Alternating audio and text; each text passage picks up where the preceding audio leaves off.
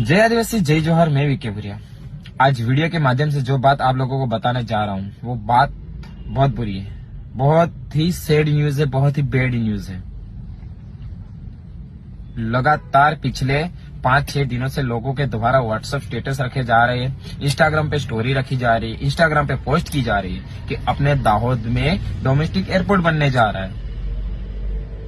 चलो अच्छी बात है कि अपने दाहोद में डोमेस्टिक एयरपोर्ट बनने जा रहा है, पर गवर्नमेंट ने जो डोमेस्टिक एयरपोर्ट बनाने के लिए जो जगह चॉइस करी है, जो जमीन उन्होंने देखी है, वो जमीन अपने दाहोद जिले के 4-5 गांवों में जो अपने आदिवासी भाई है उनकी जमीनें चॉइस की जा रही है,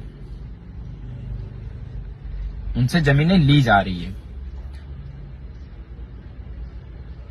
गवर्नमेंट से मेरा यही कहना है कि आप अगर डोमेस्टिक एयरपोर्ट बनाना चाहते हो तो हमें कोई प्रॉब्लम नहीं है, हमारे आदिवासी भाइयों को कोई प्रॉब्लम नहीं है। प्रॉब्लम वहां पे है कि आप जो जमीन ले रहे हो डोमेस्टिक एयरपोर्ट बनाने के लिए, वो जमीन हमारे आदिवासी भाइयों की है, वो जमीन आप मत लो।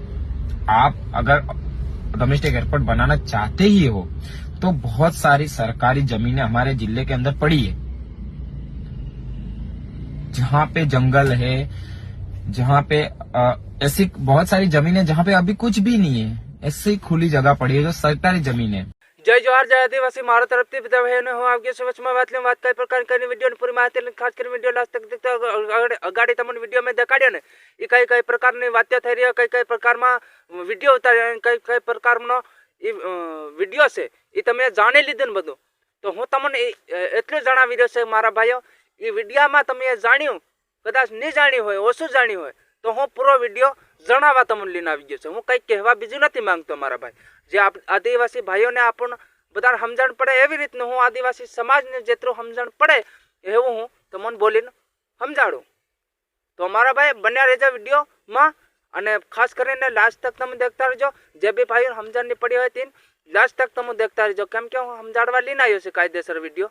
તો આ વિડીયો 5 જણા શેર કરી નાખજો અને આવનારા સમયમાં 50,000 જણા સમજે મારા ભાઈઓ અને શેર જરૂર કરી નાખજો। બાકી સબસ્ક્રાઈબર ઘોડીની બસ મન કોને કહેવા જાય એ સબસ્ક્રાઈબર નહીં કરવાની, આપણે ખાલી વિડીયો દેખ લેવાનો અને વિડીયો દેખી અને ભાઈ નાહી જવાનો અને કોઈ લાયક નહીં મારે જરૂર નહીં મળે મારા ભાઈ।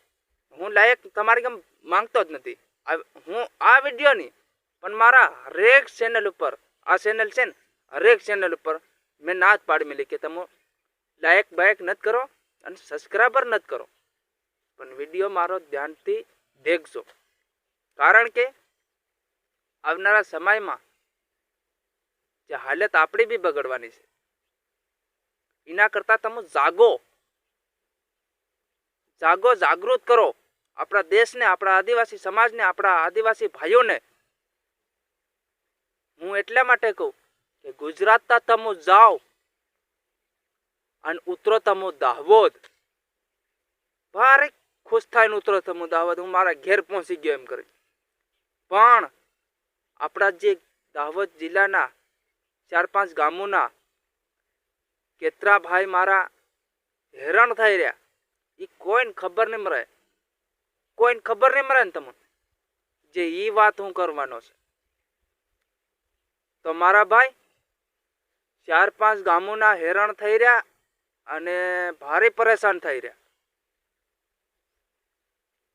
એની જમીન જઈ રહી અને દાહોદમાં ડોમેસ્ટિક એરપોર્ટ બની રહ્યો, ડોમેસ્ટિક એરપોર્ટ દાહોદમાં બની રહ્યો અને આપણા ભાઈઓ આદિવાસી જમીન એ બધી એરપોર્ટમાં જઈ રહી। હમણાં લીલવાડું કરી મેલું, સણા છે, ગમ છે, કઈને મક્કી પણ વાવી મેલી શિયાળાની, બધી જેસીબી લાવી અને પાર લેવલ કરી દીધી। જે આદિવાસી ભાઈઓને આજ ધાન વગડ્યું અને જમીન હાપકી રહ્યા અને તમને કહું કે આપણા ભાઈઓની પરિસ્થિતિ હવે અહીંયા ખરાબ છે, અહીંયા ખરાબ ચાલી રહી, પણ કોઈએ નજર ઉઠાવીને નહીં દેખ્યું। કેમ નહીં દેખી રહ્યા તમે? તમે આમતા તાજા દોડીને જાઓ, ફલાણું એમ કર દો, ઢીકણું એમ કર દો, તેમ કર દો, ત્યાં તમે દોડીને જાઓ, ત્યાં જાઓ ને તમે તો તમને બી ખબર પડે જે આપણા આદિવાસી ભાઈઓની જમીન હાથ જઈ રહી છે એરપોર્ટમાં, હા તમે દોડીને જાઓ.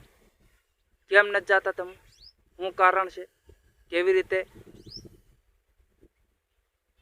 આજે यहाँ का क्योंની પરિસ્થિતિ ખરાબ ચાલી રહી છે, એવી કાલ ઉઠીને આપણી બી પરિસ્થિતિ ખરાબ ચાલે ને તેને કારણે આપણી ગમેથી કંઈ નહીં આવે.